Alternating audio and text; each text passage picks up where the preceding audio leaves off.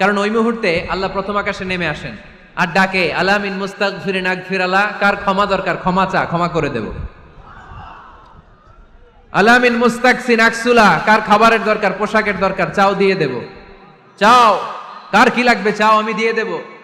এজন্য শেষ রাতের দোয়া আল্লাহ কবুল করে। সুন্নাহকে যদি আমরা জিজ্ঞেস করি, বিশ্বনবী রেখে যাওয়া সুন্নাতে যদি আমরা একটু তালাশ করি, একটু স্ক্যানিং করি, একটু চোখ গোলাই, তাহলে সুন্নাহ আমাদেরকে বলে বেশি বেশি নফল ইবাদত করো আর আল্লাহর নৈকট্য হাসিল করো। সুবহানাল্লাহ পড়বেন না? কোরআন বলেছে সেজদায় লুটিয়ে পড়ো। তাহাজ্জুদ পড়লে আপনার মর্যাদা বাড়ায় দিবে কে? রাব্বুল আলামিন বলেন ওয়া মিনাল লাইলি ফাতাহাজ্জাদ বিহি নাফিলাতাল লাকা আসা আন ইয়াবআসাকা রাব্বুকা মাকামাম মাহমুদা। তাহাজ্জুদের নামাজ যারা পড়বে তাদের মর্যাদা বাড়িয়ে দেয় কে? আল্লাহ। কারণ ওই মুহূর্তে আল্লাহ প্রথম আকাশে নেমে আসেন আর ডাকে আলা মিন মুস্তাগফিরিন আগফিরালা, কার ক্ষমা দরকার ক্ষমা চা, ক্ষমা করে দেব। আলা মিন মুস্তাকসিন আকসুলা, কার খাবারের দরকার পোশাকের দরকার চাও দিয়ে দেব। চাও, কার কি লাগবে চাও আমি দিয়ে দেব। এজন্য শেষ রাতের দোয়া আল্লাহ কবুল করে। কোরআন বলছে কি আর সুন্নাহ কি বলে? নফল ইবাদত। আওয়াজ করে বলতে হবে সুন্নাহ কি বলে?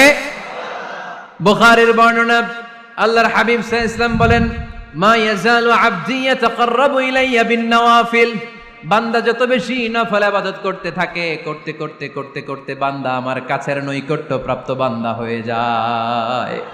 এজন্য নফল ইবাদত করতে রাজি আছেন তো? সুনানে তিরমিজির বর্ণনায় আল্লাহর হাবিব সাল্লাল্লাহু আলাইহি ওয়াসাল্লাম বললেন হাদিসে কুদসি কিয়ামতের দিন বান্দার যখন ফরজে ঘাটতি হবে, কিসে ঘাটতি হবে? ফরজে। আল্লাহ পাক বলবেন উনজুরু হাল্লি আবদি মিন তাতাওয়ু, ও ফেরেশতারা দেখো তো আমার বান্দা নফল করছে কিনা। ফরজে যেহেতু তার ঘাটতি, দেখো তো আমার বান্দার কোনো নফল ইবাদত আছে কিনা। ফেরেশতারা বলবে আছে।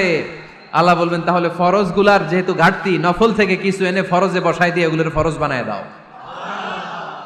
এজন্য নফল ইবাদতের দরকার আছে না নাই? ফরজ তো করাই লাগবে, এটা কম্পালসারি, এটার মাফ নাই, এটা অব্লিগেটরি।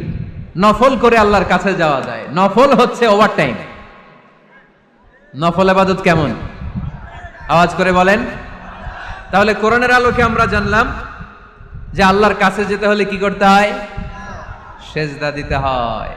আর সুন্নাহর আলোকে আমরা জানলাম আল্লাহর কাছে যেতে হলে কি করার মাধ্যমে কাছে যেতে হয়? আওয়াজ করে বলেন। নফল ইবাদত করতে রাজি আছেন সবাই? সবচাইতে শ্রেষ্ঠ নফল ইবাদত হচ্ছে কোরআনের তেলাওয়াত, ঠিক কি না?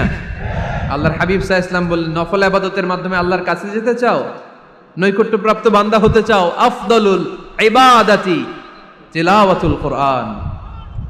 সবচাইতে যত নফল ইবাদতের লিস্ট হতে পারে এই লিস্টে র‍্যাঙ্কিং এ 1 নাম্বার থাকবে কোরআনের তেলাওয়াত।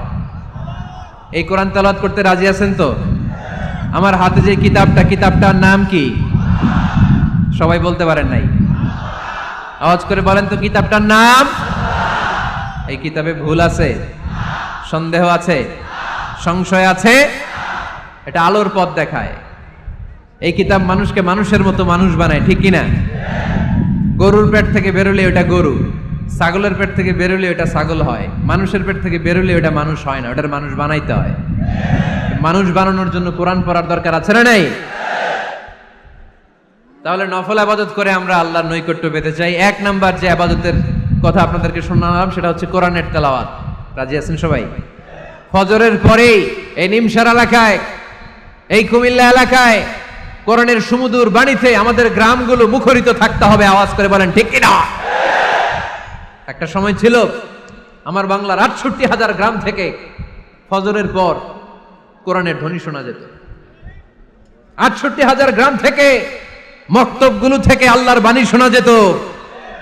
কিন্তু এখন নানা ষড়যন্ত্রের কবলে পড়ে আমাদের মক্তব বন্ধ হচ্ছে, আমাদের কোরআন তেলাওয়াত থেমে যাচ্ছে। কোরআনের তেলাওয়াত কশিনকালেও থামায় দেওয়া যাবে না। চিল্লায় বলেন ঠিক কিনা? রোজ সকালে শুনতাম আগে আল কোরআনের বাণী রে, আল কোরআনের বাণী।